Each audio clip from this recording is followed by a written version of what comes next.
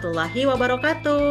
Selamat datang di podcast Klik and Classic Menakar Nalar Smart Governance. Saya, Naura, akan bertugas sebagai moderator dalam diskusi kali ini.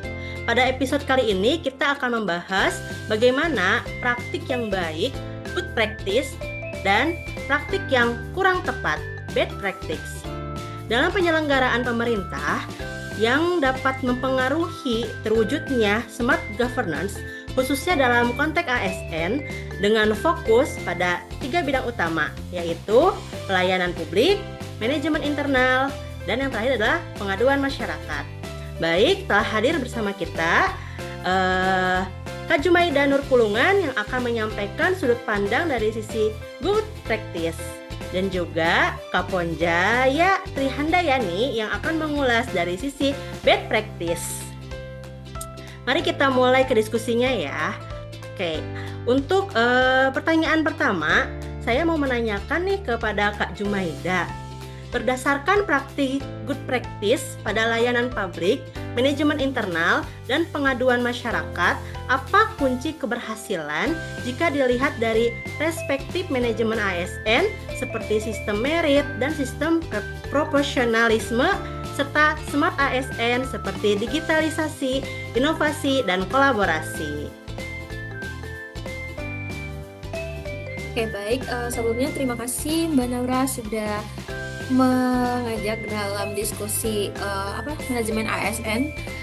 Yang pertama bakal saya sampaikan dulu kalau misalnya manajemen ASN itu adalah pertama layanan publik, kemudian manajemen internal, yang ketiga itu pengaduan masyarakat gitu. Dimana yang ditanyakan tadi kan good practice-nya apa nih gitu. Jadi yang pertama itu end-to-end digital. Nah, dimana end-to-end digital ini adalah seluruh proses selesai di aplikasi atau dari input hingga tanda tangan elektronik tanpa tatap muka. Kemudian yang kedua itu ada interoperabilitas data, di mana maksudnya ini satu akun ataupun SSO gitu, single sign on gitu. Jadi untuk semua kebutuhan kerja, data terintegrasi antar unit kerja secara otomatis.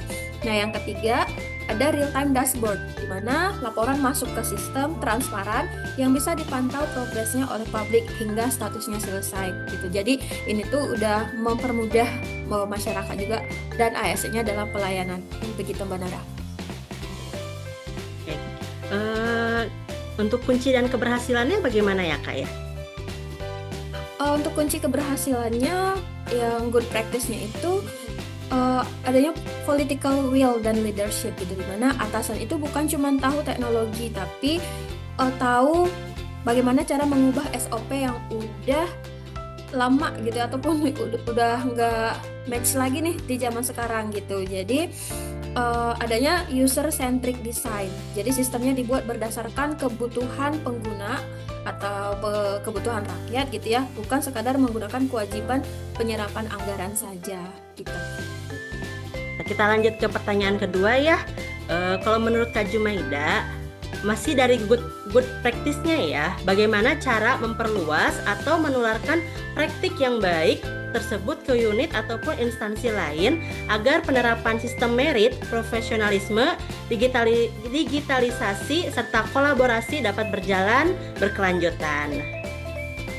Oke, kalau misalnya yang merit sistemnya itu tadi, yang pertama itu mungkin adanya standarisasi dulu. Jadi praktik baik di satu unit harus dipatenkan jadi SOP nasional gitu, agar tidak tergantung pada individu pemimpinnya saja.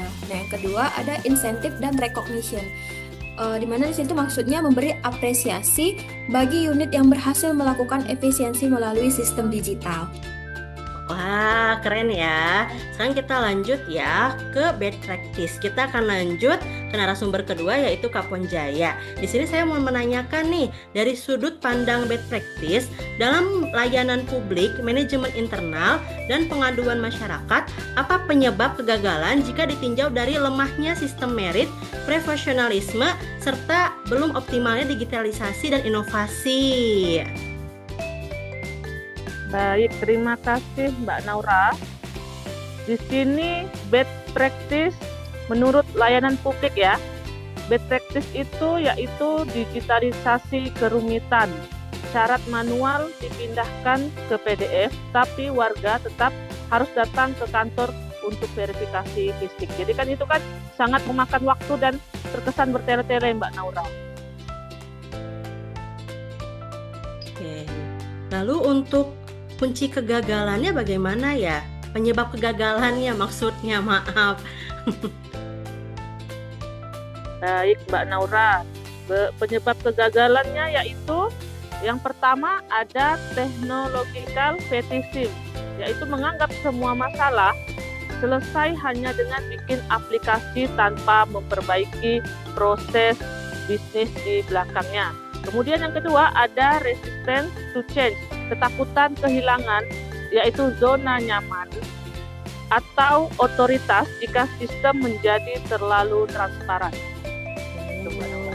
Oke, kita lanjut ke pertanyaan selanjutnya ya, untuk pencegahan agar hal ini tidak terulang nih. Bagaimana menurut pandangan Kak Ponjaya agar penerapan ini bisa terus meningkatkan manajemen ASN ataupun penerapan prinsip Smart ASN-nya? Baik, Mbak Naura, untuk mencegah supaya tidak terjadi bad practice ya, yang pertama yaitu kita bisa melakukan audit digital, melakukan evaluasi berkala terhadap efektivitas aplikasi yang ada. Jika tidak efektif, harus berani dimatikan atau sunset policy daripada memboroskan anggaran pemeliharaan. Jadi kita tidak perlu mengeluarkan sesuatu yang tidak perlu gitu. Oh, baik. Pertanyaan terakhir nih, saya mau menanyakan, menurut Kak Ponjaya, apa alternatif cara terbaik untuk menghindari bad practice sekaligus mendorong ASN untuk lebih menjadi profesional, adaptif, inovasi, dan kolaboratif? Baik, terima kasih Mbak Naura. Alternatif yang terbaik yaitu bukan menambah aplikasi baru, melainkan menerapkan prinsip digital by design. Simple by necessity, menyederhanakan birokrasi atau debirokratisasi sebelum mendigitalkan sesuatu, potong dulu rantai birokrasinya yang tidak perlu. Digitalisasi birokrasi yang panjang hanya akan menghasilkan keribetan digital. Jadi contohnya seperti KTP itu kita sudah lama ada namanya eKTP, tapi kenapa di pemerintahan setiap kita akan mengurus sesuatu selalu diminta fotokopinya, ya kan? Itu kan terlalu ribet gitu. Jadi nggak semua orang kan persiapan ada membawa fotokopi. Kalau eKTP kan orang bawa semua gitu, Mbak Naura. Kemudian yang kedua ada pusat komando terpadu, mengharuskan setiap inovasi digital melewati satu pintu koordinasi, misalnya Dinas Kominfo atau unit pemerintah, untuk memastikan tidak ada duplikasi fungsi aplikasi. Jadi seharusnya satu NIK itu berlaku untuk semua kepengurusan, tidak banyak nomor-nomor yang seperti sekarang ini gitu. Terima kasih Mbak Naura.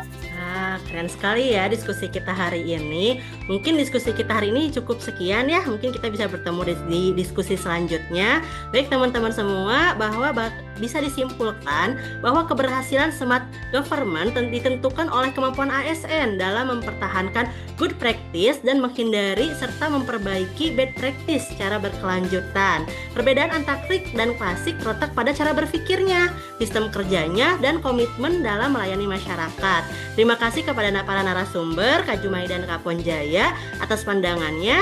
Saya Naura Haji Daimani pamit undur diri. Wassalamualaikum warahmatullahi wabarakatuh. Waalaikumsalam warahmatullahi wabarakatuh.